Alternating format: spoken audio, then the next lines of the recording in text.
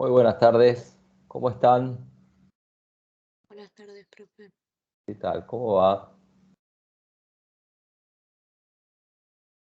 Va terminando el tema. ¿Qué tal? Buenas tardes. Buenas tardes. Hola, hola. Hola, Lucas. ¿Cómo van? Somos poquitos.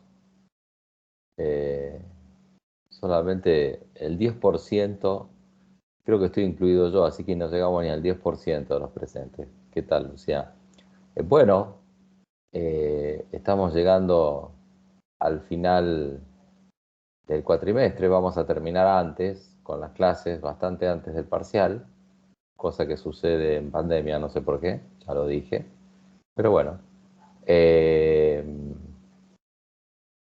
obviamente cuando finalicen las clases, que no sé si será, hola Sofía, buenas tardes, no sé si va a ser hoy, no creo que hoy terminemos, pero yo no voy a seguir dando clases, pero seguimos en contacto, cualquier tipo de duda, etcétera. Y bueno, el parcial va a ser de 20 preguntas. eh, y bueno, la duración también va a ser de 1 hora. Y bueno, no hubo problemas en los en los cuatrimestres anteriores, así que tampoco creo que 20 haya. preguntas en 1 hora, profe. Se pueden hacer tranquilamente. Vas a hacer bien, no hubo como quejas sobre ese tema. Ya tuve, no, en serio, ya tuve. Es más, el primer parcial que tomo de 10 preguntas es el que acaban de rendir ustedes. Todos los demás fueron de 20 preguntas. Inclusive los recuperatorios y los finales, etc. Ya que tocó el tema de final, hola Candela, hola Sofía, hay algunos micrófonos abiertos, por favor. Ya que tocó el tema del final, enfáticamente les recomiendo que no dejen pasar este cuatrimestre sin rendir el final, porque si la cosa sigue así, va a ser todo presencial. Digamos que ya los remanentes ya son presenciales. Así que yo creo que el cuatrimestre que viene nos vamos a estar juntando en el aula, eh, estimo. No tengo ningún tipo de información. No tuve inscriptos en el presencial, con lo cual no participé ni fui a la facultad. Hace 2 años que no piso la facultad. Bien, aquí estamos en la última parte del libro de Duff. Y quizás si nosotros decimos que estamos dentro del terreno de las ciencias sociales, o que gran parte de esta disciplina está influenciada por las ciencias sociales, lo que estamos, los 3 puntos que nos quedan ver por delante son quizás los más afectados por por ese concepto del efecto que las ciencias sociales tienen en la gestión de las organizaciones en general. Y en estos 3 puntos, innovación y cambio, proceso de toma de decisiones, conflicto, poder y política, alcanzan su máxima expresión. Muy difícil de llevar a un aula estos temas, es muy difícil. Son temas, si la gestión de las organizaciones o el management o la gerencia o como quieran denominarlo, es práctica, esto es el sumo, digamos, de la práctica. No práctica porque se practique mucho, ¿no? Sino porque es en el campo, ¿no? Es en el campo del desarrollo, de la gestión, donde estos 3 puntos de innovación, cambio, proceso de toma de decisiones y el conflicto del poder y la política alcanzan su máxima expresión. La política, por supuesto que no estamos viendo la política desde el punto de vista de la función pública, ¿no? Sino la política sobre la base de el vínculo entre seres humanos, ¿no? Bien, entonces vamos a empezar a desarrollar estos tres temas y bueno, y ahí empezarán a surgir algunas cuestiones que espero resulten de vuestro interés. Vamos a empezar con el primero, innovación y cambio.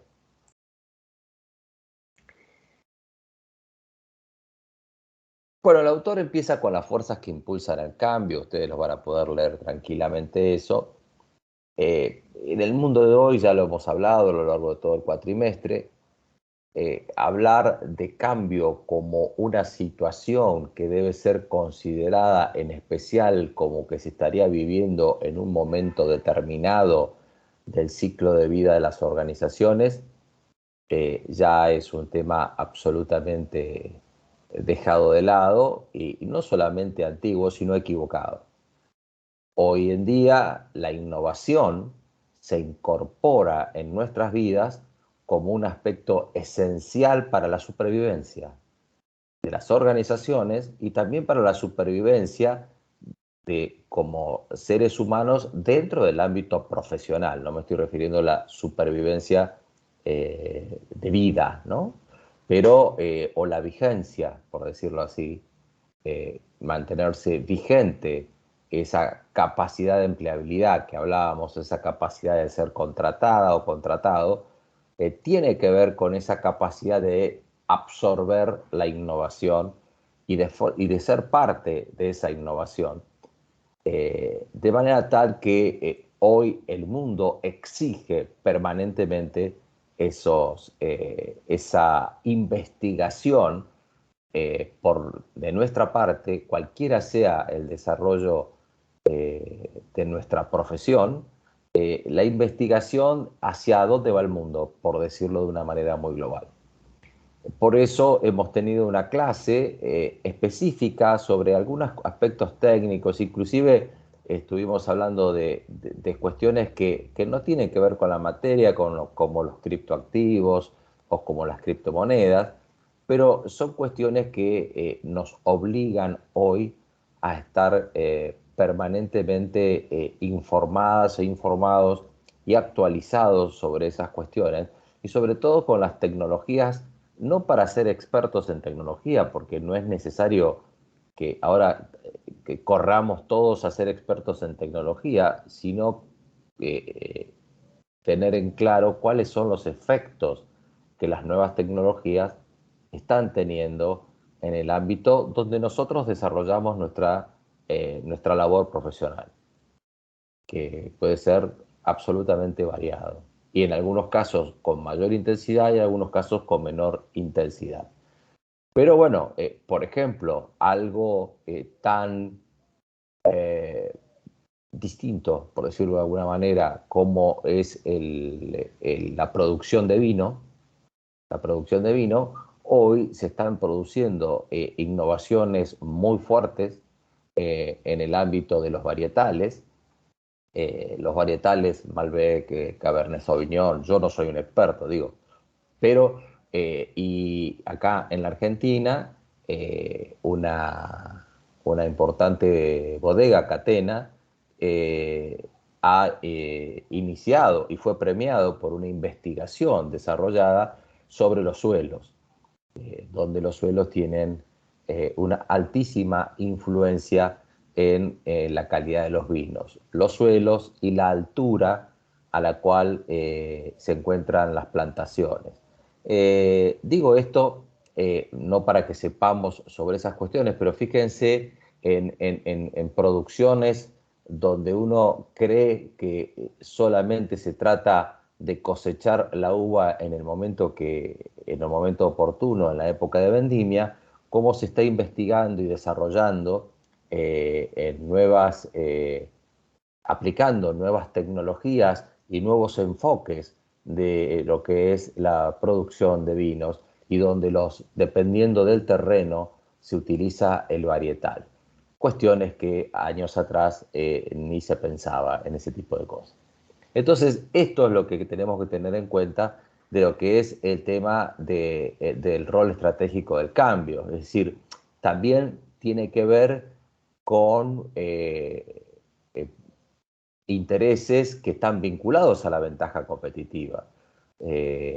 No solamente el rol estratégico del cambio es el cambio por sí mismo, sino que las organizaciones buscan nuevos caminos, por decirlo de alguna manera, para mantener su vigente o para buscar nuevas ventajas competitivas, es decir, el hecho de ser elegido. Bueno, obviamente, si ya que traje el ejemplo del vino, estamos hablando de una bodega que compite con vinos de alta gama, con lo cual no es lo mismo ese mercado que otro tipo de mercados, con lo cual las organizaciones, dependiendo de cuál es el entorno o, digamos, el dominio de la organización, también va a depender esas necesidades de, de investigación, de innovación, etcétera, etcétera. Entonces, es un tema que hoy escapa ya a que, bueno, hay que cambiar eh, y, y, bueno, vemos cómo se hace. Claro, eh, cuando ustedes ven por ahí que tal organización va a hacer una reestructuración y va a despedir a no sé cuántos miles de empleados, uno se pregunta, es decir, ¿qué estuviste haciendo en los últimos años? ¿Qué estuviste mirando en los últimos años para ahora tener que hacer tremenda reestructuración? Olvidémonos del tema sacando el tema del efecto que pudo haber tenido la pandemia, por supuesto. Pero bueno, o ya es el tema de un negocio muy afectado por la pandemia. Generalmente los negocios más fuertes que se me ocurren hoy afectados por la pandemia están vinculados con los viajes, es decir, las compañías aéreas fundamentalmente, no solamente compañías aéreas, compañías terrestres y todo lo vinculado al viaje no solamente de placer, que tiene que ver con la hotelería y la gastronomía. Eso en todo el mundo ha tenido un muy fuerte impacto. Entonces ahí sí te ves obligada a actividades de cambio porque evidentemente el entorno ha sufrido una variación drástica. Y ahí sí la organización se ve obligada a establecer medidas para sobrevivir. Uno de los grandes problemas que tuvo la hotelería y que tuvo la gastronomía es que son muy mano de obra dependiente, por decirlo así, la participación, digamos, son negocios con un riesgo empresario o costos fijos muy altos. Eso implica que tienen un compromiso mensual que tienen que hacer frente sí o sí, independientemente si se venden o no venden. Y eso hace que haya tenido un muy fuerte impacto. Así que, bueno, ahí sí, obviamente, se requieren acciones de cambio. Entonces, ustedes van a encontrar que el autor habla de la cuña competitiva estratégica, justamente, que tiene que ver la visión del liderazgo en los 4 cambios, digamos, por decirlo así, el autor lo divide de esa manera.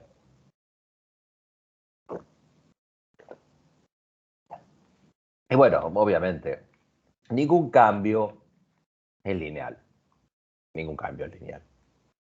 Como siempre lo hemos dicho, y desde la famosa sopa que hemos hablado desde el primer cuatrimestre, perdón,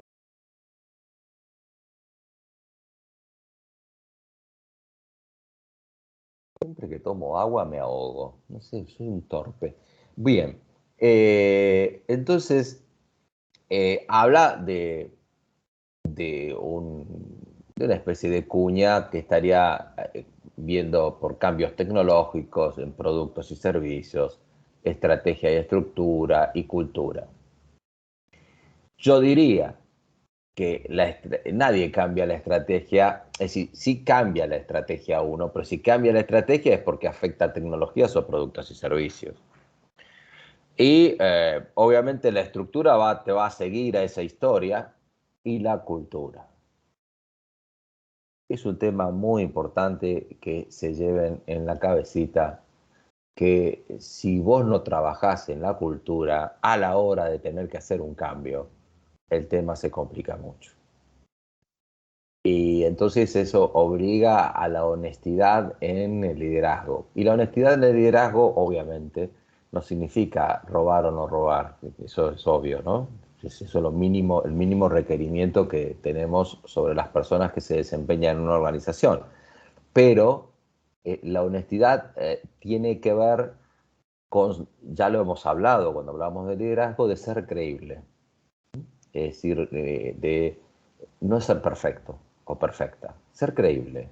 Si es sí, es sí, si es no, si lo voy a ver, lo vas a ver, y si decís, no, no lo voy a ver ese tema queda así, es así, para todo igual, digamos, en las mismas circunstancias. Y eso tiene que ver con la coherencia y la lógica, y sobre todo eso se ve reflejado y amparado por la cultura.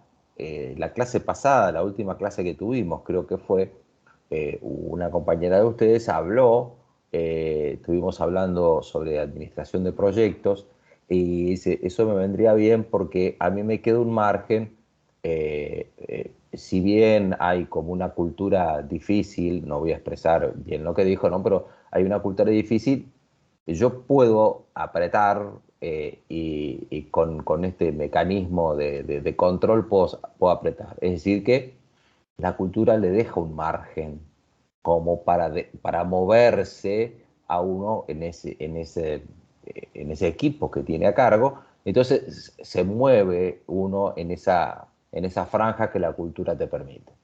Cuando vos liderás, que ahí dice visión de liderazgo, tenés que tener en cuenta siempre cuánto margen te deja la cultura en función de tus ideas, en función de tus ambiciones, en función de tus deseos, en función de tus ganas de hacer cosas nuevas, en función de tu innovación, tu deseo de implementar innovaciones. Entonces, la cultura es un tema clave. Y bueno, acá es cuando hay manuales, ¿no? Acá no hay manuales, no hay nadie que te diga, bueno, eh, esto se hace así, esto se hace así, en esta cultura te dejan. La cultura, como dijimos, es algo muy difícil de definir o simple de definir, pero todos los aspectos que hacen una cultura o una organización son, son bastante irregulares, por decirlo de alguna manera, ¿no? Porque dependen de la percepción y además depende de la percepción, dependen de las subculturas. Y bueno, vamos a la Facultad de Ciencias Económicas y compararla con otras culturas de otras facultades.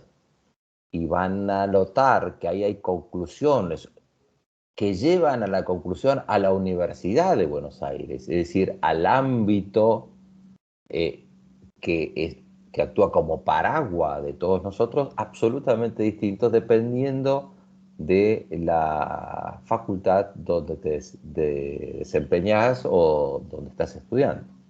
Eso lo traigo para que vean un ejemplo. Eso en las organizaciones pasa y muy a menudo. Y no es necesario tener grandes distancias de separación entre, por ejemplo, filiales. No es necesario tener una en Comodoro Rivadavia y otra en La Quiaca para decir cuánta diferencia cultural hay ahí y qué difícil es implementar lo mismo en una punta que en la otra. Solamente con tener distintas sucursales en Cava ya ahí tenés culturas que se van, subculturas que se van insertando en cada local. Eso hay que trabajarlo. Entonces todo esto es lo que, independientemente de lo que el autor pueda decir, digamos, que es lo importante de llevarnos como concepto que todos los cambios tecnológicos de productos y de servicios tienen que ser enmarcados por una estrategia, seguidos por una estructura que en definitiva va a ser el diseño estructural o el diseño organizacional va a ser en definitiva quien implemente esa estrategia y esos cambios en tecnología y en producto, y que la cultura va a ser la clave para que realmente esa implementación pueda ser exitosa, ¿no? Más o menos es lo que ese cuadro nos está diciendo y nos está diciendo el rol del cambio. Wow, ¿qué es esto? Bueno, elementos para un cambio exitoso, dice acá. Bueno, son secuencias. No sé si están escuchando. Siempre se activa esa alarma que me parece que es de un...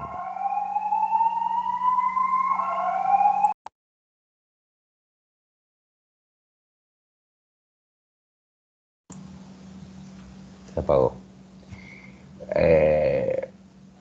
El cambio.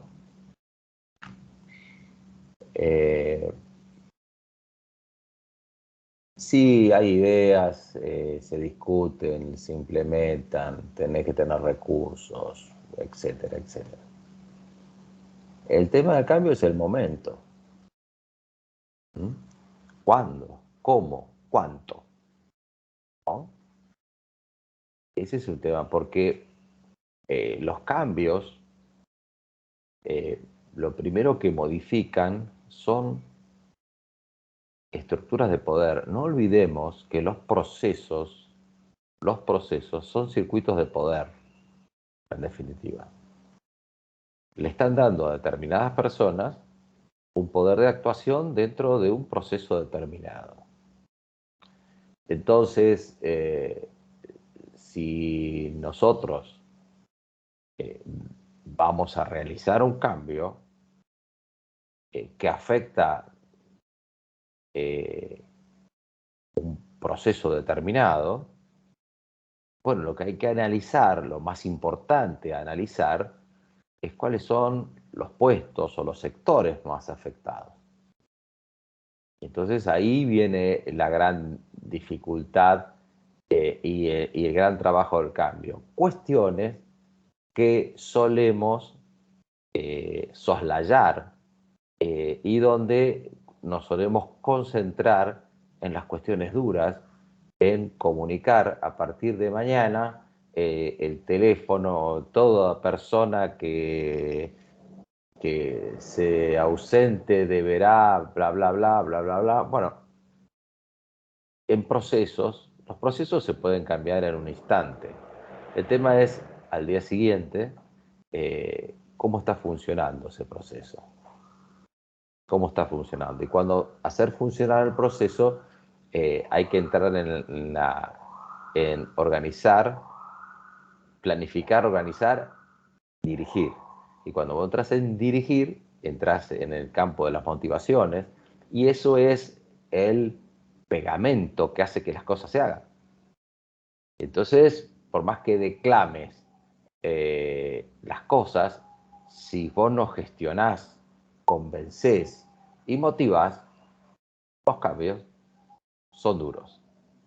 Son duros. Entonces, en la medida que vos afectes, que el cambio afecte una gran cantidad de áreas de una organización, cualquiera sea el objeto de la organización, obviamente mayor esfuerzo vas a requerir. Van a encontrar por ahí muchas palabras de el shock del cambio, hay que cambiar.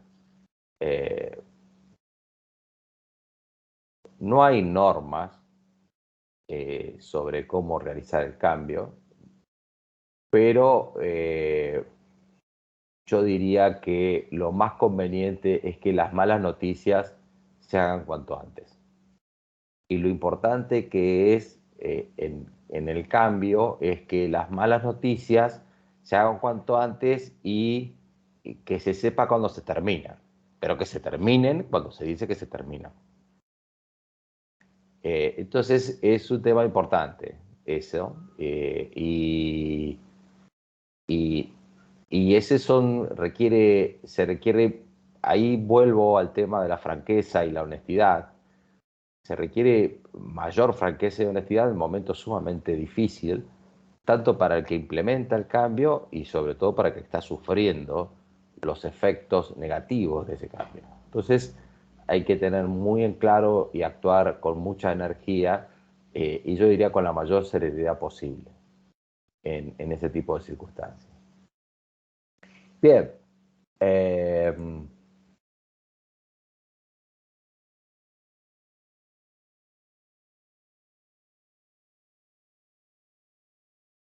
Bueno, acá van a ver ustedes el cambio tecnológico. No es departamento creativo, esto depende de las organizaciones. No sé si hay departamentos creativos en todas las organizaciones. Hay organizaciones, yo conozco empresas del campo de pymes que tienen un sector de investigación y desarrollo, que bueno, que están en un mercado donde necesitan ver hacia dónde está yendo el negocio e ir corrigiendo de a poco, ir llevando la organización a esas tendencias, y obviamente y observar los países más evolucionados suelen ser las estrategias.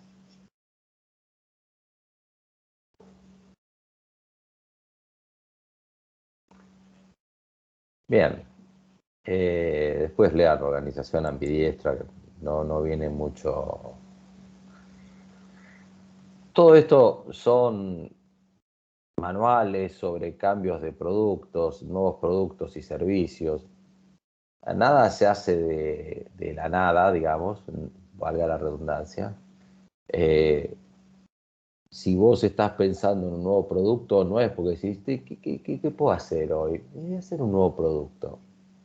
No, evidentemente un nuevo producto tiene que tener algún tipo de explicación o algún tipo de reflexión más que de explicación. Una reflexión que puede ser un nuevo producto porque me va a permitir acceder a un mercado, a un nivel de clientes que no estoy accediendo, o me va a permitir a mí sumar a mi línea de productos y poder tener una mayor oferta a los clientes actuales y así ser más competitivo y quitarle ventas a mis competidores. Siempre el producto tiene que tener una explicación. ¿Cómo lo vas desarrollando al producto? Bueno, va a depender de la compañía, de la organización, si servicios. A veces los servicios requieren mucha inversión. Eh, entonces, si no solamente un servicio es palabrerío, sino que a veces necesitas eh, un cambio de tecnología importante para implementar una nueva idea, qué sé yo, etcétera.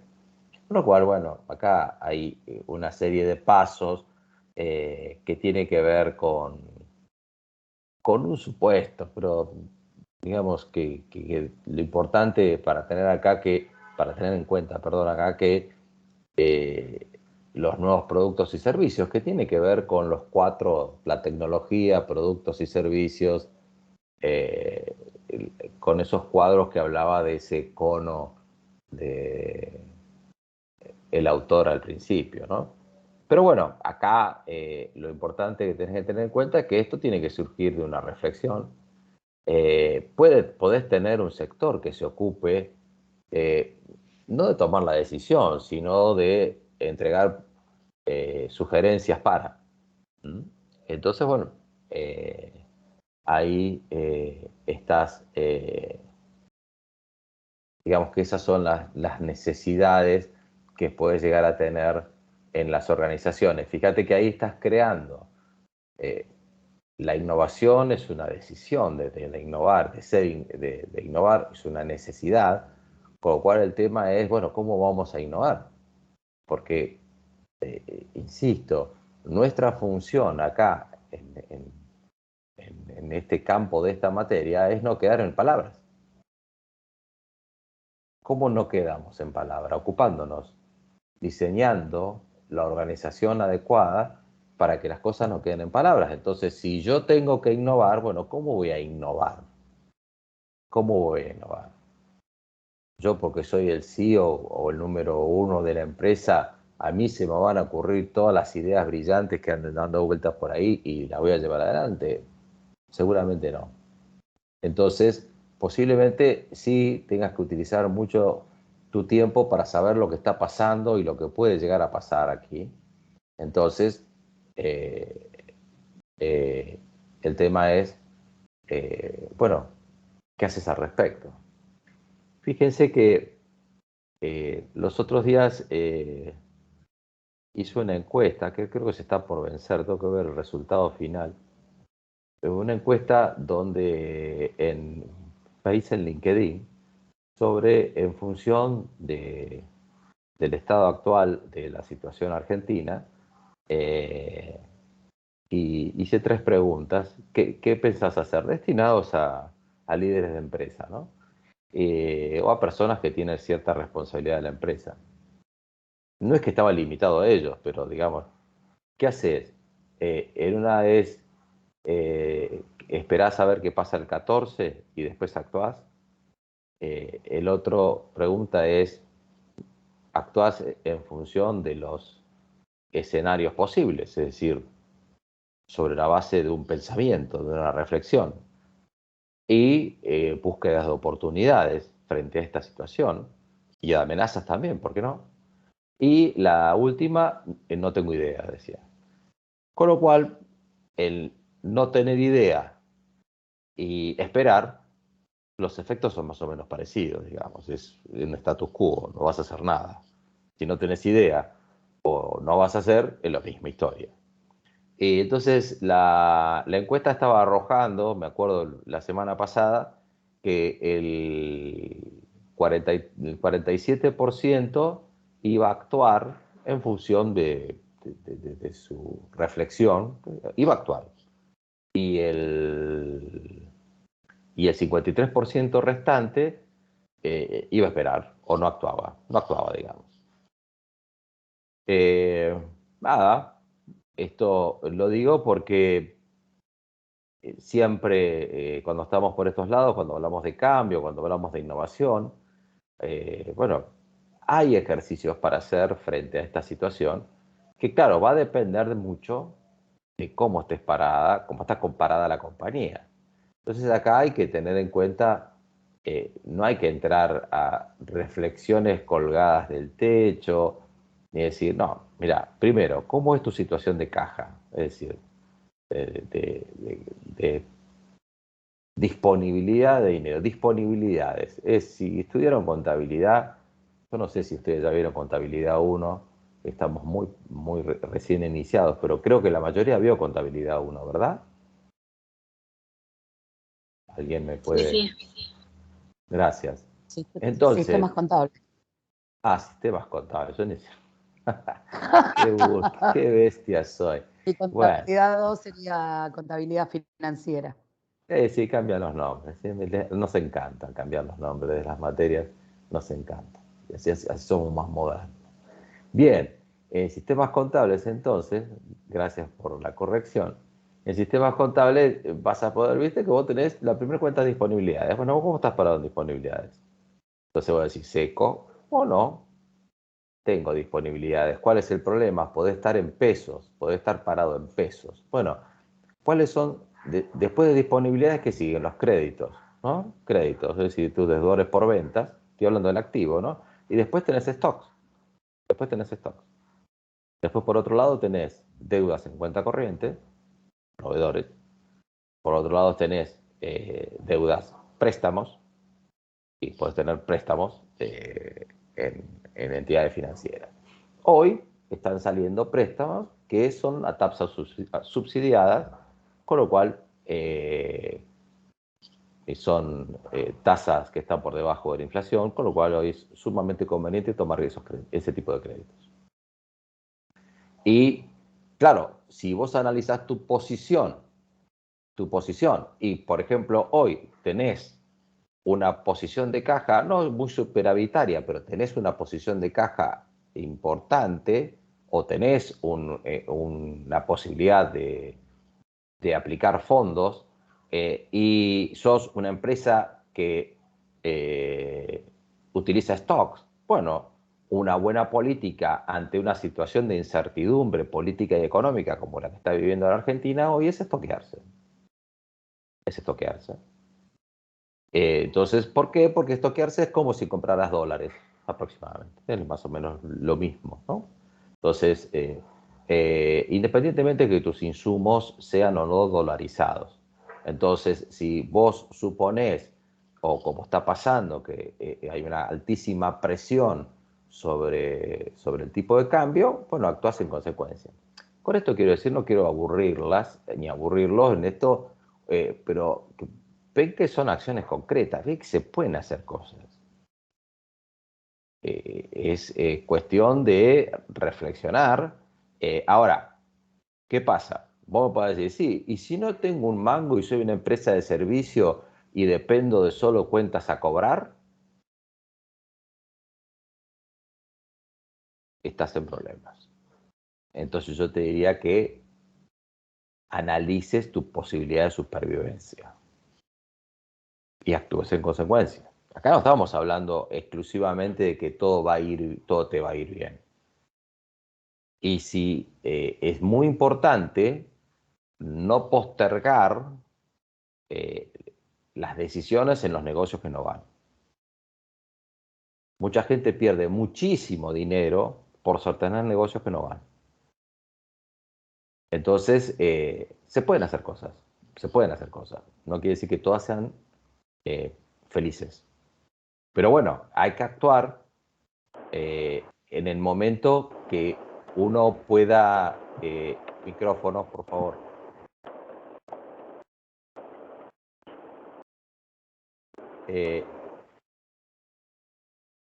Hay que actuar en el momento que hay que hacerlo, porque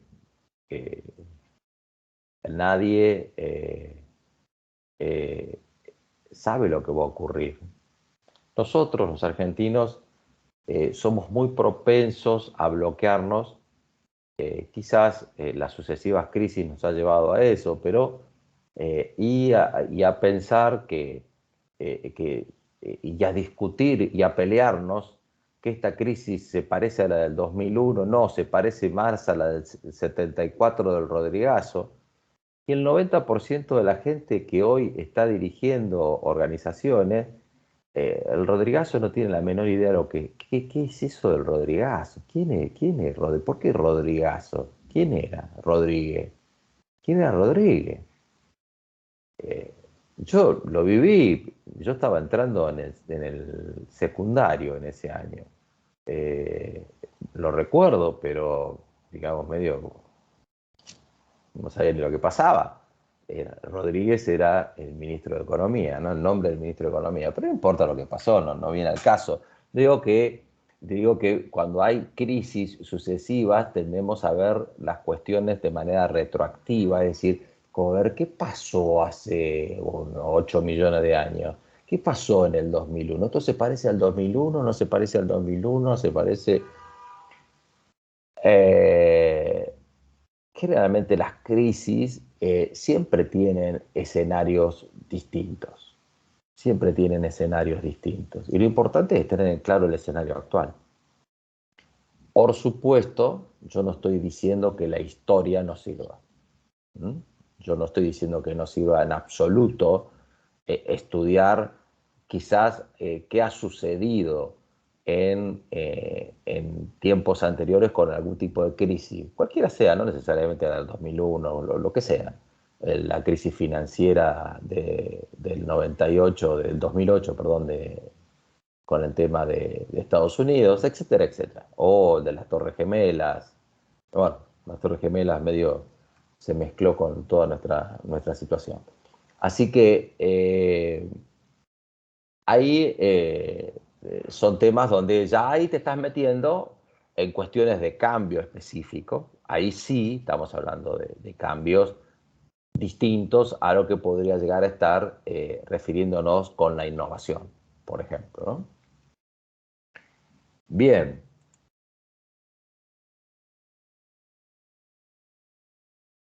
Bueno,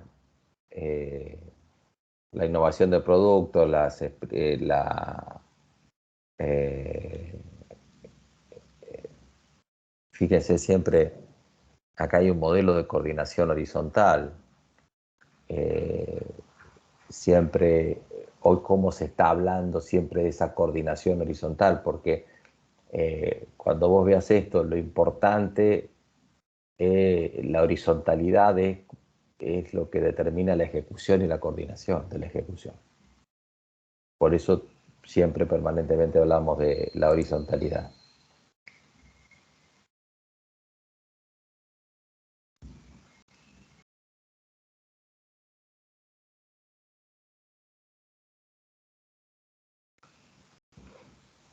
Bueno, acá el autor habla de la estructura administrativa.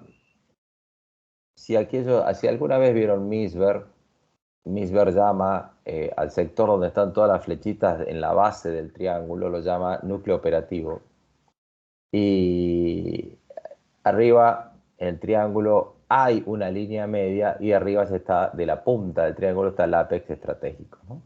Entonces, por eso se llama nivel administrativo, no porque sea el sector de administración como nosotros estamos hablando, como nosotros acostumbramos a pensar cuando hablamos de la palabra administración. Pensamos en gente sentada en un escritorio con una compu delante, administrando la compañía. En cierta manera, esto es un concepto, los americanos tienen un concepto más amplio de la palabra administración, que yo diría que tiene que ver con dirección, gestión y ese tipo de cosas, ¿no? Y habla de una serie de decisiones como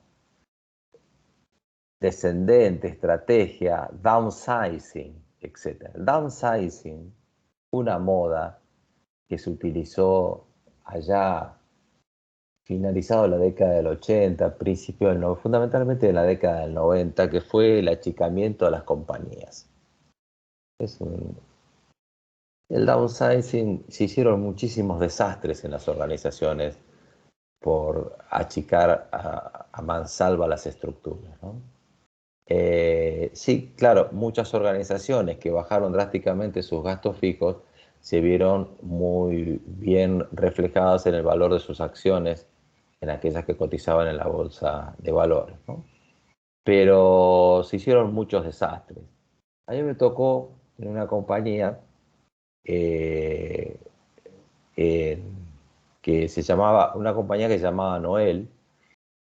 Quizás algunos de ustedes conozcan la marca Noel, quizás conozcan la marca Noel en algún helado que quede por ahí dando vuelta o no sé por dónde. Noel fue una fábrica, una empresa familiar, eh, uno de cuyos hermanos llegó a ser presidente de Boca Juniors hace muchos años. Fue una empresa alimenticia fundamentalmente en dulces, en chocolates. Había un chocolate muy conocido en aquel tiempo, Aero, y en helados, ¿no? Bueno, esa compañía fue adquirida allá por el año 80 y pico, y yo estuve trabajando como consultor. Obviamente era un niño. Estuve trabajando como consultor en esa compañía. Hicieron una reorganización muy fuerte, y obviamente la producción central era la producción del chocolate, ¿no? Y el chocolate se produce más o menos obviamente se suma el cacao y la fórmula que cada chocolate tiene, cada fábrica tiene, Hoy se hace absolutamente automatizado, pero en aquellos tiempos, y sobre todo en esta planta, porque Suyar ya lo tenía automatizado en aquellos años,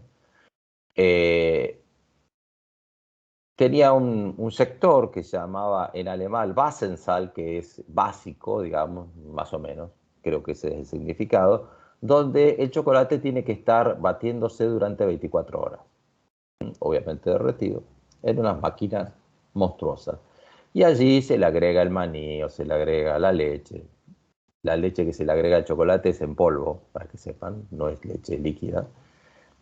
Bueno, etcétera, etcétera. Se le agregan todos los componentes, azúcar, qué sé yo, esas cosas.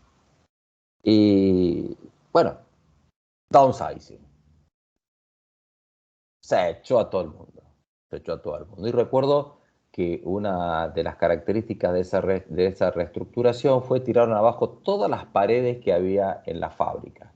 Eh, Todas las paredes divisorias, ¿no? Y los supervisores tenían el escritorio en el medio de la planta a la vista de todos, lo cual me parece una excelente reflexión. Ya venía la modernización de ese tema, de no estar encerrados en oficinitas, sino flaco, si vas a supervisar la planta, mirá lo que está pasando en la planta, no te encierres. Un buen mensaje ese.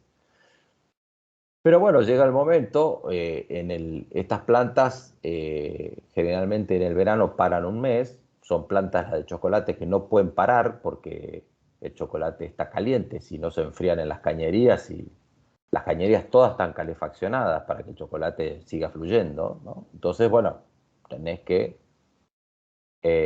no puede parar el proceso y paran una vez al año para mantenimiento y ese tipo de cosas. La planta estaba parada, entonces dice, bueno, vamos a arrancar la planta, vamos a arrancar la planta, van a arrancar la planta y dice, bueno, ahí viene, empecemos, traen, y que generalmente traen chocolates sobrantes y todo ese tipo de cosas, scrap, pedazos de chocolate y se van tirando dentro de esa cosa que se mezcla. Dice, bueno, che, pero no está José. ¿Cómo José? ¿Quién es José? José era el hombre grande que estaba acá. ¿Y qué hacía José? José el que se sabe toda la receta de memoria. ¿Y cómo era eso? Bueno, él iba y decía, echarle más leche, echarle más maní, echarle más esto, echarle más esto. Y tuvieron que recomprar a José, porque, claro, se olvidaron previamente de hacer una base de datos sobre lo que José hacía, ¿no? El Entonces, conocimiento. claro, eso pasó en muchísimas compañías, no solamente acá en Argentina. A mí me tocó siendo muy joven ver eso, tragicómico fue, y volvió, no me puedo acordar el nombre verdadero, pero me parece que era José, un hombre tipo grande ya en aquel tiempo, ¿no? Ya, tipo grande, debe haber sido de mi edad, a la edad de jubilarse, una cosa así. Bueno, la cuestión es que, bueno, el efecto del downsizing. Después van a encontrar que palabras como resizing, que ya en vez de achicar, hagamos lo que necesitamos, y salió la famosa palabra reingeniería con un libro de Hammer, que ese famoso libro Reingeniería fue el primero que dijo, señores, actuemos, acá lo que hay que hacer es actuar sobre los procesos, y lo que necesitamos para reestructurar las compañías es empezar con una hoja en blanco y diseñar cómo debería ser esta compañía y no lo que es. Bueno, eso fueron las cosas que estuvieron dando vuelta más o menos en la historia de los cambios y los acompañamientos de esta disciplina en cuanto a esas cuestiones de cambio. La cuestión que hoy es tan veloz el cambio que ya no podemos hablar de, de un manual de cambio, porque realmente las situaciones son muy cambiantes y el concepto de cambio siempre tiene que ver cómo haces que la gente deje de hacer determinadas cosas y se ponga a hacer otras. No le des más vuelta, no le des más vuelta. Lo puede hacer, nos podrán leer nuestras mentes, y nosotros sin hacer nada, no tocamos ni ninguna computadora, ningún ordenador, ningún teclado. Supongamos que lean nuestra mente hasta por Wi-Fi. Ni siquiera tengamos cablecito como en The Matrix. Nada, ningún tipo de cablecito. El tema es cómo influyen en nosotros para que nuestros pensamientos vayan hacia donde quieren ir el cambio. Así que no le demos vuelta. No le demos muchas vueltas al tema. Siempre pasa por las personas. Sea 1, 2, 3, 1000 personas. Si son 2, también tenés problemas. Te tienen que acompañar. Vos dirás, es menor. Bueno, de cierta manera puede ser que sea así. No lo sé. Vamos a ver si es menor o mayor.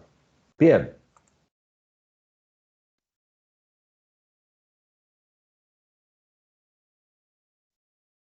Claro.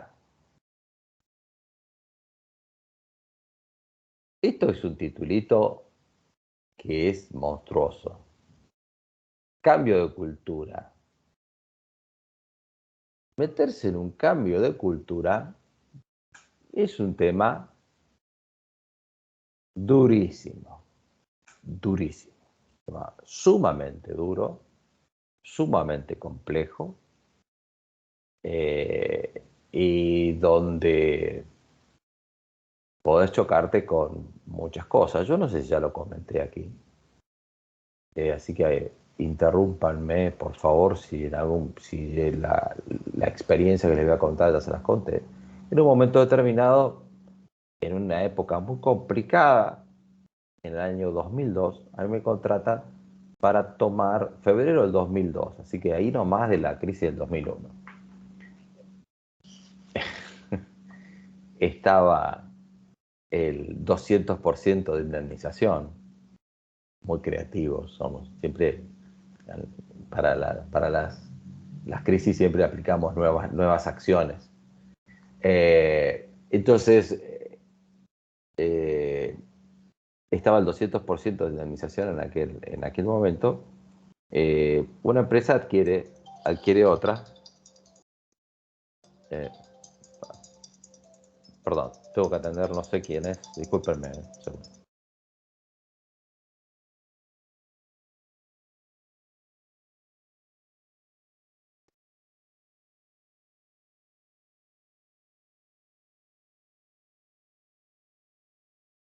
Perdón.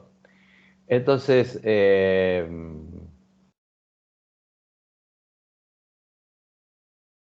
tomamos el control de esa compañía. La compañía era una empresa familiar que estaba dirigida, o casi sin dirección, por el hijo del fundador, que era una persona grande, de 50 y pico de años, no era una persona que lamentablemente era una persona adicta al alcohol.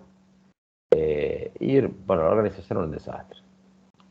Y yo recuerdo que, bueno, fui contratado ahí, llego a la planta, a una de las plantas, la planta más importante en el interior de la provincia de Buenos Aires.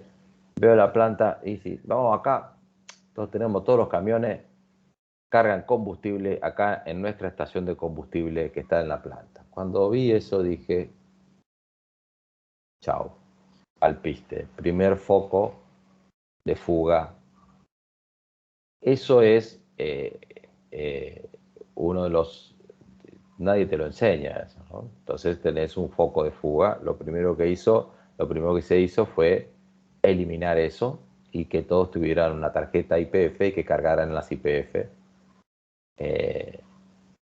Toda la gente hizo trabajar en blanco, eh, y se sometió, fraccionaban gas envasado, garrafas,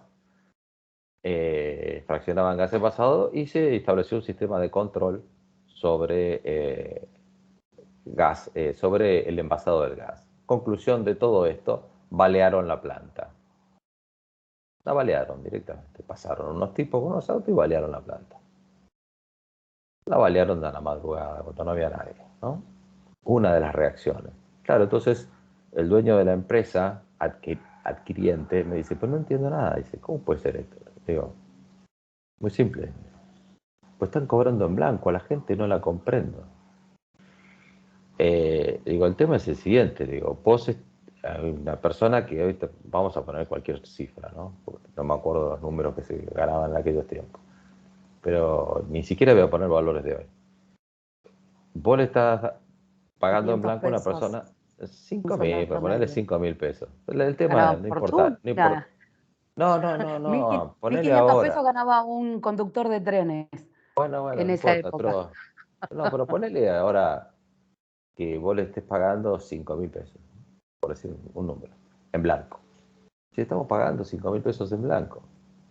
Sí, pero esa persona se llevaba porque se podía llevar la garrafa o porque, como después descubrimos, le vendían el gasoil a una empresa de transporte que estaba enfrente, vendían el gasoil, se llevaban 10.000 o 15.000 a la casa.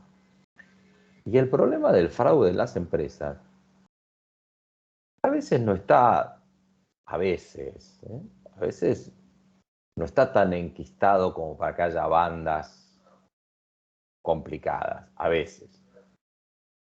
En este caso, lo primero que pasa, el problema que tiene la persona que está dentro de ese esquema es que para la familia él ganaba 15 y la familia vivía con 15.000 pesos. Y ahora vos le estabas ofreciendo en blanco, con todo orgullo, 5.000, que era un buen sueldo, ponele que sea un buen sueldo. Pero se llevaba 15 y ahora vos le estás ofreciendo 5. Y ahí la persona entra en una crisis terrible porque quizás la familia ni sabía que él obtenía esos ingresos, o él o ella obtenía esos ingresos a través de acciones de fraude en la empresa. Y entonces, con lo cual, se produce en la persona una crisis sumamente grave. Que tiene, y bueno, ahí tenés uno de los problemas de resistencia al cambio. Vos podrás decir, bueno, pero también te fuiste a un ejemplo. Sí, me fui a un ejemplo medio drástico, pero pasa por ahí. Entonces, pasa por la manera de hacer las cosas. Esta empresa adquiriente tienen un concepto fundamental, yo creo que se los expliqué en el tema de la cultura. Ellos tienen, me dice el dueño de la empresa, me dijo, mira Roberto, dice acá, lo más importante cuando uno dirige empresas es que cuando pasa algo, no tiene que quedar, no tiene que quedar ahí y no tener respuestas por parte de la empresa. La empresa tiene que estar obligada a responder, porque si no, van a empezar a seguir ocurriendo cosas. Pues siempre van a ocurrir cosas, pero la empresa siempre tiene que responder. Y uno, ya pasado esta etapa de implementación fue tremenda, esta etapa de implementación,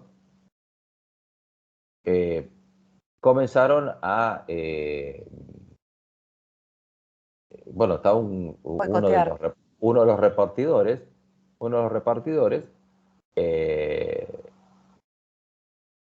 pierde la puerta trasera de la caja del camión. Y aquellos que no conozcan, para llevar garrafas, las cargas del camión son muy importantes, las cajas son muy importantes, muy fuertes, digamos, ¿no? Pues no son cajas así nomás. Y perdió una puerta grande, muy grande. Y cuando llegaron, cuando el tipo llegó, dice, uy, perdí la puerta. Bueno, se la cambiaron, se la pusieron a la puerta nueva y se la facturaron. Y se le hicieron pagar en cuotas al empleado. Y yo le dije al dueño, yo jodido también, le digo, dice, Roberto, dice, es el hecho, se la vamos a hacer pagar, no sé, 24 cuotas, pero no puede, no podemos no responder ante un descuido en un activo de la empresa. Y ahí entra a jugar otra cultura, que viene de la cultura organizacional respecto a la cultura social, por llamarlo de alguna manera, cultura nacional, cultura social creo que es mejor. en una sociedad donde todos tenemos la cultura de que no pasa nada, o la idea de que no pasa nada, o la gran mayoría pensamos que no pasa nada, cuando vos entras en una organización que de repente decís, no, acá sí pasan cosas, cuando pasan cosas. Hay respuestas cuando pasan cosas. Entonces, ahí se encuentran las dificultades del cambio cultural. Pero no solamente de la organización, sino de donde vos estás extrayendo al personal que va a formar parte de tu empresa.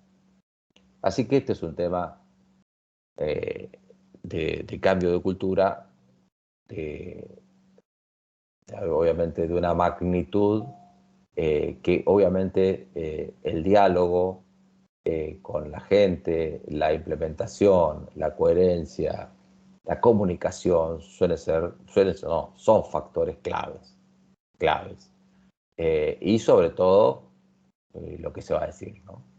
Y qué se dice, cómo se dice y en el momento que se dice y quién lo dice.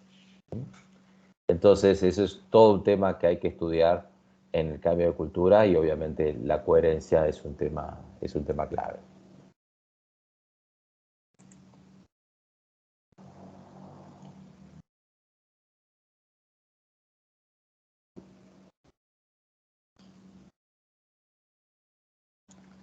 La estrategia para implementar el cambio, hay tantas como personas la van a desarrollar, pero digamos que desde el contacto inicial, yo diría que si es el contacto inicial, a mí me ha tocado eh, eh, un día me llama, me dice, Roberto, ¿puedes venir por favor? Yo voy a la oficina, en un grupo empresario, trabajaba para ese grupo empresario. Che, Roberto, Robert, me dice, tenés que tomar el control de un canal de televisión. Bueno, ¿cuándo sería? Oh, mañana, ya te sacamos los pasajes, mañana tenés que viajar. Bien. Eh, ¿Quién es gerente general? Fulano. Y fulano no se queda. El grupo anterior, así que se va. Vos te vas a ocupar ese lugar. Entonces, bien. Viajá y pregunto por él, no, y ahí en el aeropuerto te va a estar esperando Claudio, dice, y, y Claudio te lleva y se van al canal y ahí te presentan. Bueno, y Claudio, no lo conozco, Claudio es peticito y gordito y pelado. Bueno, llegamos al aeropuerto, lo conocí a Claudio, y así fui al canal, no estoy cambiando ni una coma, y así fui al canal. Toqué timbre, estaba la vigilancia, sí, está fulano de tal, llegué, contacto inicial, gerente general, toda la gente pasea hasta que llegas a la oficina de la gerencia general, te miran todo porque todo el mundo sabe, hasta el perro que está en la puerta, que la empresa se vendió. Entonces, te miran todo y llegas al gerente general, el gerente general se para, ¿qué tal? Muy canchero tipo grande, hecho, tipo muy profesional. Muy bien, tipo, muy bien. Entonces dice, bueno, que te da mucho gusto, Roberto, por favor, sentate, este es tu lugar. Trampa número uno. Me ofreció el escritorio, ni bien llegar. Digo, no. Quédate sentado nomás, le digo, yo me quedo acá. Primero mostrame lo que dejás, ¿no? No es el tema, sino que es el tema también de la violencia respecto al cambio. Vos llegás, y sí, por ahora, vos sos el gerente general hasta ahora, hasta este momento. Y después llegó el contacto inicial, decir, bueno, ¿qué hacemos con la gente? Canal de televisión, que no era muy grande. Entonces se juntó a la gente principal y se le habló. Hablé yo. ¿Qué decís? ¿Hasta dónde llegás? Entonces, lo más importante como decían recién, primero mostrame lo que dejás. Cuando vos no tenés idea con lo que te vas a encontrar, lo mejor es ser lo más ambiguo posible. No decir nada. No decir nada. Tampoco yo iba con ninguna premisa y realmente lo que yo tenía que hacer es decir, bueno, che, esto está así o asá, o más o menos. Con lo cual ahí tenés el contacto inicial. ¿Cómo es el contacto inicial? Bueno, eso depende de cómo están dadas las circunstancias, de cómo vos sepas, de cuánta información tengas de la compañía y de las personas que vas a hablar, etcétera, etcétera, etcétera. Entonces ahí tenés un contacto inicial que, digamos que toda situación de cambio tiene, en este caso cuando tomás el control de una compañía, más todavía, está el contacto inicial. Y después, bueno, obviamente tenés que ir al último paso, que es obtener el compromiso de la gente.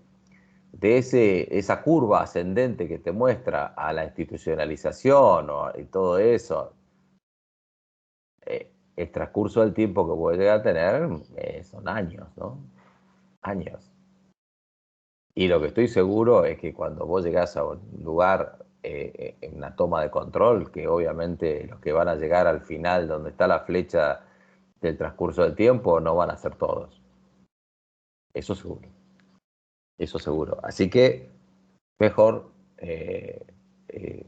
medir las palabras. Medir las palabras. Y no prometer nada.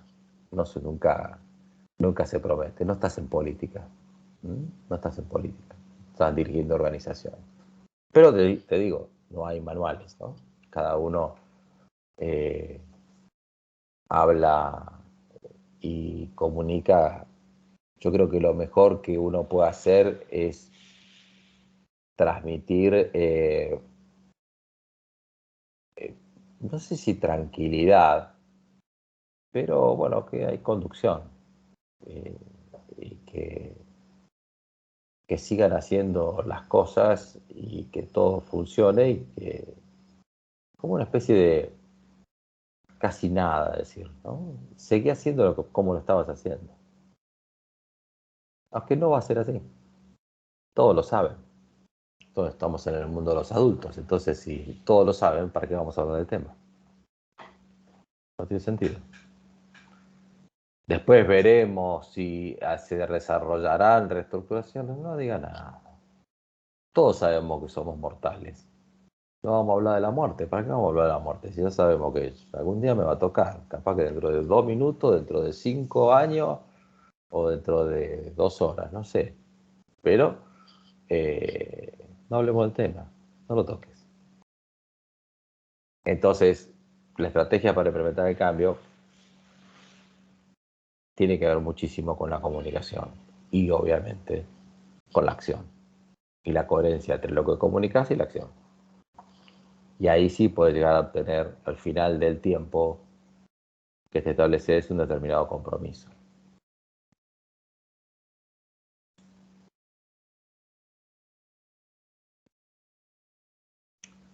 Habíamos visto esto cuando vos en el cambio excesivo enfoque en costos, en los beneficios, en la falta de coordinación y cooperación, evasión a la incertidumbre, temor a la pérdida, son barreras que vos te podés encontrar en el cambio. Obviamente el temor es algo absolutamente lógico que encuentres. De hecho, todos van a pensar que te vas a venir con tu propio equipo y van a ser reemplazados todos. Generalmente los que más preocupados están los que están más vinculados a la alta dirección. Son los que más preocupaciones tienen en situaciones de cambio. Pero de todos modos son cuestiones que están vinculados a los factores duros, ¿no? Y el tema cambio, obviamente que no quiero decir con esto que no haya que hacer cambios en los factores duros, porque el primer cambio que uno hace cuando toma el control de una compañía, dice, que yo lo primero que pregunto es, ¿Quién cobra y quién paga? Yo cobro y yo pago. Bueno, perfecto. Quiero saber todo lo que tenés para cobrar. Y bueno, ahí empezás a pedir información. Y el otro al pagar es si no pagas absolutamente nada sin mi autorización. No, pero lo que pasa es que acá estamos acostumbrados. ¿A qué estás acostumbrado? No, que vienen y entonces me venís y me traes el legajito ese que ustedes están acostumbrados a. Entonces, cuando empezás eso, tenés una estrategia de centralización al principio, de centralización, que no lo vas a hacer siempre, pero esa centralización que te permite. Dos cosas te permite. Primero, conocer lo que está pasando, porque todo el mundo que quiera hacer algo va a necesitar plata, con lo cual va a tener que venir a tocar el timbre. Y el segundo aspecto, te vas a enterar de todo. Entonces, recomendación primera, sentate en la caja. Lo primero que tenés que hacer es sentarte en la caja y te vas a enterar de todo.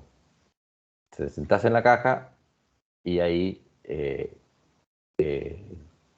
vas a enterar y vas a empezar a controlar toda la situación. Y ahí vas a empezar a detectar algunas cuestiones, como que se emitían recibos de cobranzas y que se emitían recibos de cobranzas, pero no eran contabilizados y que el cliente seguía debiendo la plata, pero no la debía, ya la había pagado, y vos la tenés en cuentas a pagar y la platita entró por otro lado. Pasa, pasa. Estrategia para implementar el cambio. A ver qué dice. Establecer un sentido de urgencia para el cambio. Establecer una coalición para guiar el cambio. Coalición. Wow. Palabrita, ¿no? ¿En dónde te vas a sostener? Primero tenés que conocer a la gente. Crear una visión y una estrategia para el cambio. Bueno, tenés que tener en claro lo que tenés que hacer, ¿no? Para eso. Encontrar una idea que se ajuste a la necesidad. Desarrollar planes para vencer la resistencia al cambio. Bien. También uno de los planes para la resistencia al cambio es decir, mira, a partir de ahora mando yo. ¿Vale? ¿No? Es una manera de decir. Yo, pero antes hacía, mira, una buena manera de decirle a la gente, decir, ¿cuántos llevan trabajando? Y llevamos como 15 años trabajando en la empresa. Bueno, vamos a hacer una cosa. Para mí esta es una empresa nueva, ¿no? Porque obviamente yo recién ingreso y sin embargo es una empresa de tantísimos años de antigüedad. ¿Y ustedes llevan 20 años trabajando en la empresa? Sí, bueno, para ustedes también es una empresa nueva. Porque dejó de ser como era. A partir de ahora va a sufrir cambios la empresa, así que eh, eh, vamos a necesitar que flexibilicen las mentes y que sean permeables a estas nuevas medidas que se van a tomar porque somos personas distintas. ¿Mm? Crear equipos de cambio que van a ver que crear equipos de cambio que son los agentes de cambio, que se llama generalmente. Bueno, fomentar campeones de ideas, esos son los yanquis que les gustan mucho ese tipo de campeones de ideas, pero crear equipos de cambio suele ser una herramienta que se puede utilizar en grandes organizaciones o por ahí organizaciones que están muy desperdigadas y donde vos necesitas llevar adelante un cambio de procesos y bueno, y ese equipo es horizontalmente que coordina ese cambio de esos procesos. Estos son una serie de puntos que vos verás cuáles son los que vas a ir implementando. Bueno, ¿cómo anduvieron hasta acá? Bien. Muchas veces los campeones del cambio son los que están por debajo de la línea con los que uno tiene contacto, ¿no? Como cabeza. Sí, el tema del cambio Y es que no se un, ven, son figuritas tapadas. y es un aspecto, eh, Peter Drucker decía algo brillante. Él decía que el objeto de las organizaciones no es que grandes estrellas logren hacer grandes acciones. El objeto de las organizaciones es que gente simple haga cosas extraordinarias. que hablábamos un poco, si vamos para atrás, tiene que ver con la sinergia, ¿no? Volviendo a la gente, porque en definitiva, si vos analizás la mayoría de las organizaciones, las que mueven permanentemente las organizaciones, es gente que está por debajo de la línea media. Y esa gente, si vas al sector público, por ejemplo, más allá de las ideas peyorativas que podemos llegar a tener o no sobre la gente que trabaja en el sector público, en aquellos sectores, en aquellos ministerios donde la alta dirección del ministerio generalmente se ocupan con cargos políticos, es decir, personas que van rotando dependiendo del gobierno de turno, hay una línea para abajo que es la dotación, que es la dotación que sigue trabajando permanentemente en el tema, que sigue Hello. permanentemente. Ah, vos trabajás en organización pública, ¿no? Entonces, claro, entonces, bueno, ahí es un tema que... Y me acordé de la tarjeta YPF que fue implementada en el gobierno de Macri. No, no, pero esto te estoy hablando, imaginás, la tarjeta YPF fue... Esto te yo te estoy hablo en el hablando... Estado. Ah, en el Estado, bueno. En el Bueno, Estado recién con Macri se empezó a implementar eso. sí, sí, bueno, la tarjeta YPF, para que no sepa qué es, vos le das al camionero eh, En este caso al chofer de al los chofer del autos auto, oficiales. al que consume combustible, digamos. Al que consume combustible, y bueno, te controla kilometraje y combustible cargado, la hora, el día y todo eso. Y te dan toda esa información. Y tenés un tope ahora. Y además con tope manejas como, bueno, hoy en día también las flotas de vehículos o de camiones se controlan con controles satelitales y hay una serie de controles a ver si está parado, dónde está parado y una serie de cuestiones. Pero bueno, obviamente todo es muy lindo, pero a nadie nos gusta que nos controlen. Pero bueno, eh, hay un tema que hay que tener en cuenta. Las organizaciones tienen derecho a controlar. Eso no quiere decir derecho a menospreciar ni a nada, a controlar, ¿no? A controlar. Eso es un tema muy difícil para nuestra cultura, muy difícil. Nosotros solemos reaccionar, loco, ¿qué te crees que te voy a chorear? No, pero yo tengo controlado. Yo quiero tener mi organización controlada. No, no Yo sé si soy me vas a chorear. fanática del control. Bueno, Soy una fanática. ahí está el tema de las organizaciones. Y es un tema muy importante el control en las organizaciones y controles cruzados, etcétera. Así que lo que quiero decir con esto es que eh, si bien mencionamos las cuestiones vinculadas a las ciencias sociales, las ciencias duras entran, ¿no? Están ahí. Pero el tema es que con la ciencia dura solamente no vas. Necesitas la ciencia social, el pegamento para que la cosa vaya funcionando. ¿M? Para que van a corcovear, pero bueno, no utilices, no le claves las espuelas si corcovea. Bueno, yo quiero controlar, tranquilo, tranquila, que yo no tengo nada contra vos. ¿Ah? Tranquila, tranquila. Usa la tarjetita y yo voy a saber el combustible. ¿Por qué? Porque el consumo de combustible por kilómetro me está dando tanto. Entonces, esto no puede ser. Entonces, acá hay, o está mal, me están diciendo mal el kilometraje o me están diciendo mal el consumo de combustible. Con lo cual vamos a controlar eso. Chao, listo. Y otra cosa. Y ahí vamos al tema de ratios y ese tipo de cosas que siempre se utilizan para medir las cuestiones, ¿no? Así que eh,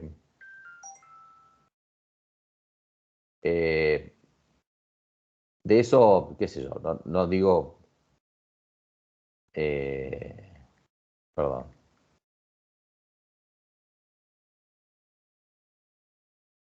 Así que el cambio, digamos, requiere mucho trabajo, mucho esfuerzo de ambos lados, ¿no? De ambos lados. Y tampoco se pueden largar las cosas sin explicaciones.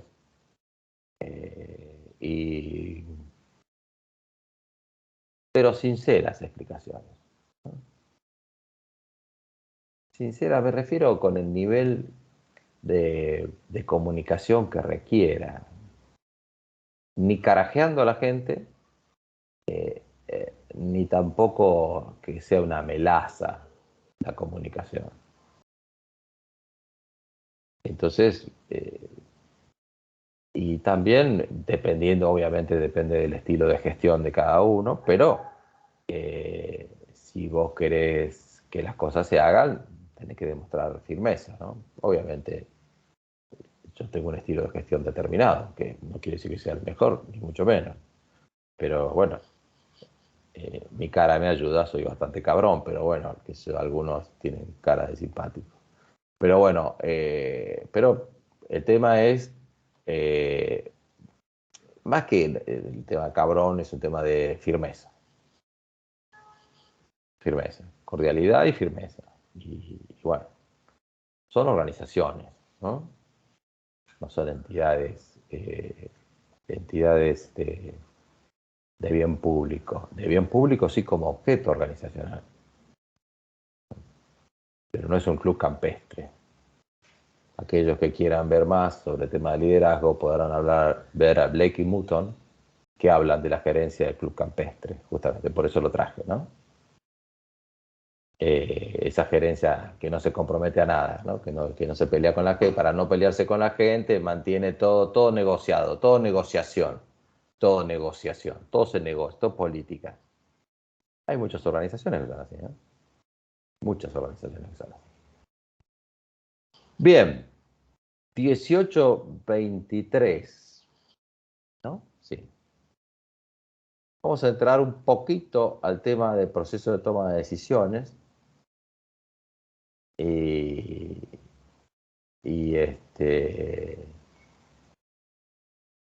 que estamos entrando en el proceso más complejo que tiene cualquier organización. Más complejo. La toma de decisiones es un tema sumamente complejo porque tiene que ver con estas simples preguntas. ¿Quién decide qué cosa? ¿Y cuándo se decide esa cosa? Ahora el tema es cuándo se presenta esa cosa. ¿Y quién se entera de esa cosa primero? ¿Y cómo sabe esa persona que no tiene que decidir sobre esa cosa? No es un juego de palabras, pero el tema es que de las decisiones, claro, las decisiones más trascendentes, más importantes, todo el mundo sabe quién la tiene que tomar. Entonces, vamos a analizar el tema de las decisiones. ¿Qué pasa con esta historia? Las decisiones organizacionales están fundamentalmente para dos temas: para identificar el problema y para solucionarlo, punto. No le dé más vuelta, para eso es una decisión: identificar el problema y solucionarlo. Para eso nos contratan a los profesionales. Ahora, dentro de esas decisiones organizacionales vas a tener decisiones programadas y decisiones no programadas. ¿Qué quiere decir esto? Decisiones programadas pueden ser, por ejemplo, que los egresos superiores a 100.000 pesos sean firmados por Mengano y Sultano, y inferiores a 100.000 pesos sean firmados solamente por Sultano. Esas son decisiones programadas. De mayor de 100.000 pesos, tiene que doble firma conjunta. De menor de 100.000 pesos, firma no conjunta, por ejemplo. Hay de decisiones programadas 8.432 decisiones programadas. Por ejemplo, está la recepcionista o el recepcionista de un hotel y pregunta, bueno, si tiene una reservación, tiene una serie de decisiones. No tengo reservación. Bueno, tengo disponibilidad, no tiene disponibilidad. Y ahí tendrá una serie de decisiones programadas que le pueden decir, mirá, hoy tenemos toda la disponibilidad, pero dentro de 48 horas viene el plantel de tal club y con lo cual no vamos a tener disponibilidad. Así que no tomen más de 48 horas de ocupación. Que requiera más de 48 horas, díganle que no. Y adviertan a las personas que entonces ahí tenés una decisión programada. Vos lo programaste, ¿por qué? Porque vos bajaste línea y dijiste. Simple, porque es en recepción. ¿Qué pasa si las cuestiones se hacen online? Ahí tenés que tener la cosa más aceitada, ¿no? Porque ya online no es una persona que le habla, sino una persona que tenés que bajar y tenés que tener los datos y tenés que tener los bloqueos necesarios en el sistema de registración online que vos tengas. Bueno, y decisiones no programadas justamente tienen que ver con aquellas decisiones que, que escapan a la rutina de la compañía o que a partir de ese momento van a ser rutina, pero en esa primera instancia que se presentan no lo es, con lo cual a partir de ahí requieren un análisis de cero que tiene que ver con la identificación del problema y la solución, ¿no?, del problema. Pero bueno, digamos que vas a tener una serie de decisiones que ya lo vas a tener establecidas quiénes las toman y una serie de decisiones que no vas a tener establecidos quiénes los toman. Entonces, algunos podrán decir, bueno, pero esas son decisiones importantes. Sí, pueden llegar a ser decisiones importantes, pero quizás en el primer momento no determines que es importante. Porque puede ser que vos te dediques a fabricar botellas y tu producción sean unas 100.000 unidades mensuales, por decir un número, entonces te viene un cliente, te hace un pedido y dice, mira, yo necesito 30.000 botellas. Entonces resulta que es el 30% de tu producción mensual. ¿Y qué hacemos? Eso lo recibió el sector de ventas. Y el sector de ventas, ¿qué dice? Y decide, y si el sector de ventas decide tomar el pedido, el 30%, y resulta que vos tenés tu capacidad de producción a full, ¿cómo es la historia de ahí? Bueno, hay que tener cuidado con las decisiones y hay que tener bien aceitado la toma de decisiones en las organizaciones. Y como ya habíamos hablado antes, hablamos de centralización o descentralización en las organizaciones exclusivamente cuando nos referimos a decisión. No cuando estamos desperdigados por el mundo, son necesariamente organizaciones descentralizadas. Ya estuvimos hablando, esto ya lo hemos hablado, ya les dije que, por ejemplo, las entidades financieras tienen absolutamente centralizada la toma de decisiones crediticias, por ejemplo. Totalmente centralizada. Así que, hoy un gerente de sucursal es un administrador de decisiones programadas, prácticamente.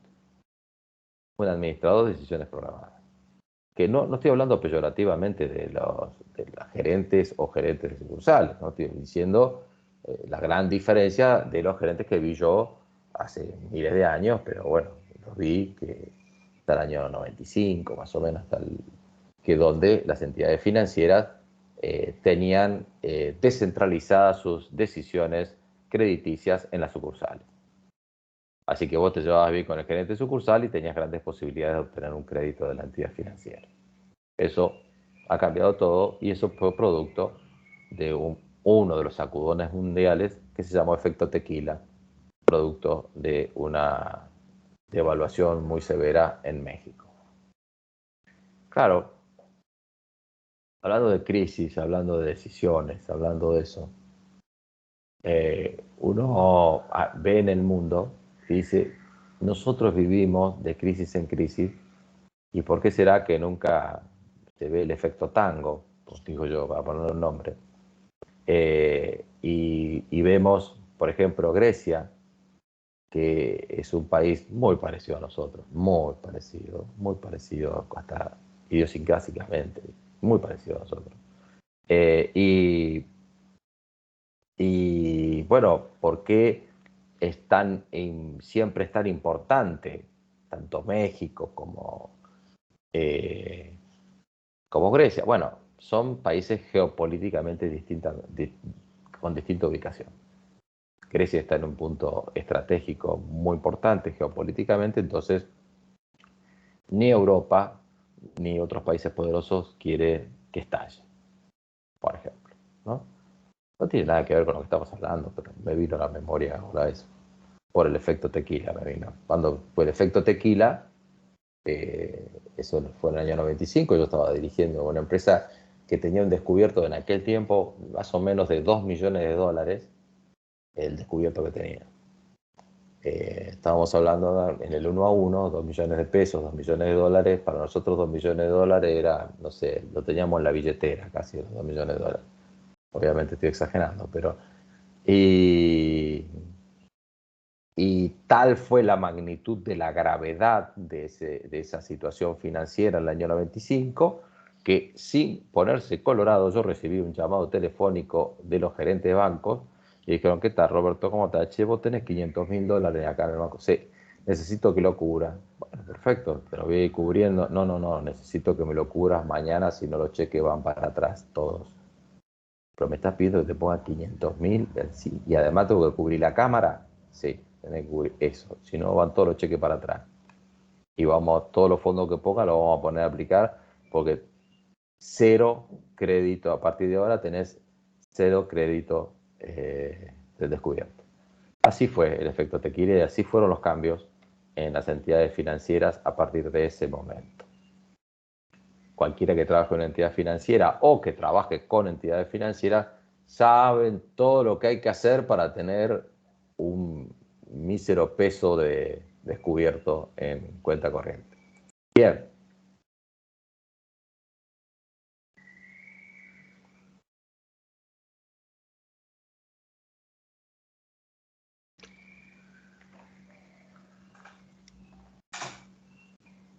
El proceso de toma de decisiones, vamos directamente a este enfoque y acá dejamos la clase de hoy. Porque este enfoque no quiere decir que este enfoque no sea aplicado después en lo que vamos a ver en la toma de decisiones en el ámbito de, de las organizaciones, es decir, en el entorno en donde uno decide. Que ahí es una cuestión muy importante, porque obviamente monitorear el proceso decisorio, definir el problema, especificar los objetivos y diagnosticar es toda la parte que viene en los puntos 1, 2, 3 y 4, que tiene que ver con la identificación del problema. El desarrollo de soluciones alternas, evaluar las alternativas, elegir la mejor alternativa e implementar la alternativa elegida, tiene que ver con la solución del problema. Digamos que no estamos inventando gran cosa desde el punto de vista de enfoque racional para lo que toma decisiones. Podés haber suprimido pasos, pero yo seguro que si le hubiera preguntado a ustedes, a muchos de ustedes hubieran dicho: y sí, analizar el problema y después ver cuál es la mejor alternativa e implementarla. Bueno, lo habrá hecho en 3 pasos, pero más o menos, digamos que estos 8 pasos resumen el proceso racional de toma de decisiones. Digamos que, bueno, aquí sí, bueno, ¿cuál es el problema si son no programadas o si son programadas? Bueno, si son no programadas, uno de los problemas es decir: che, ¿qué pasa si mañana me llegó? ¿Cómo haces para que te llegue la decisión no programada? ¿Cómo haces para enterarte de que hay una decisión no programada dando vuelta? Todo un tema, aunque parezca mentira. Es todo un tema. ¿Cómo te enterás? Vos estás allá arriba. Ojo que estamos hablando nosotros desde el punto de vista de la dirección de las organizaciones, ¿no? No estamos hablando de un sector que no estoy menospreciando nada, me refiero que ¿qué sistemas tenés para enterarte de las decisiones que escapan a la programación? Por ejemplo, hay en los call centers, tienen manuales generalmente los call centers, y donde preguntar tal cosa. Si el cliente responde sí, no, sí, si el cliente dice tal cosa, ver al supervisor, dice. Llamar al supervisor, pedirle un instante al cliente y llamar al supervisor. Esa es una decisión. Es una programación para enterarte de una decisión no programada. No sé si soy claro. Está programada, pero no decidiste. Está programado que tenés que dar el pase a tu supervisor. Y tu supervisor tendrá que decir, ¿qué te...? No, pará, esto yo no lo decido. Para cachito, vamos para arriba. ¿Ah? Esa es una manera de. Entonces, te tenés que ocupar para que esas decisiones, si vos no podés decidir lo que estás haciendo, tácate. Yo no sé si sirve mucho el ejemplo que voy a decir. Me parece que sí. Yo recuerdo el primer día que salió mi hijo mayor, que está por cumplir 33. Me acuerdo el primer día que salí a la calle, yo estaba, no me acuerdo qué edad tenía el pibe. Chico, además, uno los ve nenes, ¿no? Y yo me acuerdo que le dije esto. Le dije, mira, matás a alguien, tirás abajo un edificio, hundís un barco, sos el responsable de que se estrelló un avión, al primero que llamás es a mí. No hablas con nadie más, me llamás a mí y nada más que a mí. Eso es una manera de tener a la gente y abrirle el canal de confianza, o para independientemente de lo que haga, me llama. Porque si vos, suponete hacer, no estoy poniendo como ejemplo, pero si vos te pones al revés y decís, no te vas a hacer una macana porque ni me llames, mejor dormí afuera, ojo a lo que sometes a esa criatura. Porque, ¿cuál es la macana? Capaz que se emborrachó. Y nada más que eso. Y no lo ves. Entonces, en el ámbito de las organizaciones, es más o menos una cosa así. Más o menos una cosa así. Si vos, volvemos a la cultura, si vos no tenés la cultura de la aceptación de la pregunta o de la duda, y yo voy a decir, pero escúcheme, todo me va a preguntar, no se da cuenta que lo tiene que decidir usted, pero es tan clarísimo que lo tiene que decidir usted. Bueno, si te vas a poner así, es muy probable que no te enteres de nada. Muy probable que no te enteres de nada. Entonces, decís, no, a este cabrón no le digo nada, está loco. Y cada vez que le digo algo, está, qué sé yo, así que decida, no sé, ni me enteré. Así que bueno, creo que viene ahora, claro, el proceso de toma de decisiones no programadas, que es un temita interesante como para seguirlo. En la clase que viene, posiblemente la clase que viene estemos terminando ya, la clase 17 sería, estemos terminando posiblemente el curso. Así que obviamente, si tienen algún tipo de preguntas, dudas y cualquier tipo de consulta que quieran hacer, acá estoy. Y si no, nos vemos el próximo lunes a la misma hora y por el mismo canal. Bueno, que pasen un excelente fin de semana. Todo claro. Bueno, me alegro que sea Gracias, profe. claro. Gracias a ustedes. Y bueno, que sea una confusión clara.